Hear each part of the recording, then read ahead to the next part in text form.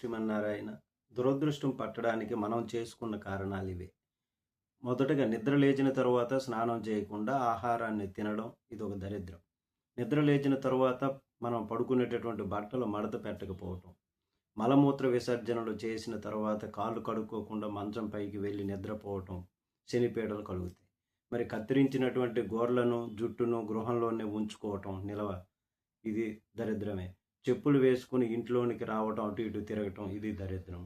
శనివారం నాడు తలంటు స్నానం చేయకపోవడం ఇంతకంటే ఇంకా దరిద్రం ఏముంటుంది, ఇది దరిద్రం.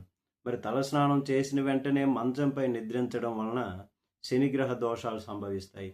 చిరిగిన పాత బట్టలను వేసుకోవటం వలన దారిద్రం ఏర్పడుతుంది.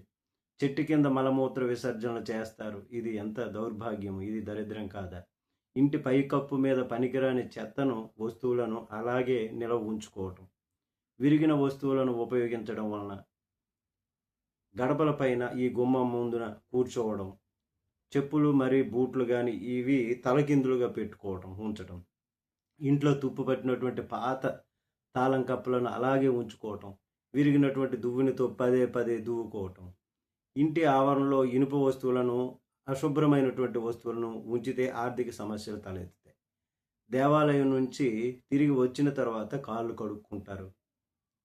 కొనుగోలు సమయంలో ముసలివాళ్లతో కానీ వృద్ధులు పిల్లలతో ఎక్కువగా బేరసారాలు చేయటం, దేవాలయం నుంచి ఖాళీ పాత్రలతో వెనక్కి తీసుకురావటం, ఇట్లాంటివి. అంత్యక్రియలు ఊరేగింపును అధిగమించి వెళ్ళిపోవటం. పైకప్పుపై ఇనుప తీగను కట్టడం, పైకప్పును మరి తలుపు మీద దేవుడు ఫోటోలు పెట్టుకోవటం, ఇదంతా దరిద్రం.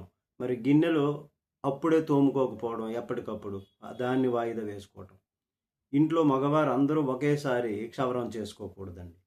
మరి ఇంటి ముందు రాక్షసుడు ఫోటో ఉంచుకోవటం, సాయంత్రం 5 తరువాత ఇల్లు ఊడ్చుకోవటం, సూర్యోదయం అయిన తర్వాత కూడా నిద్రపోవటం, సాయంత్రం మరి ఆవును ఎద్దును కాలితో తనడం, ఎదుటివారి పేదరికం చూసి హేళన ఎగతాళి చేయటం.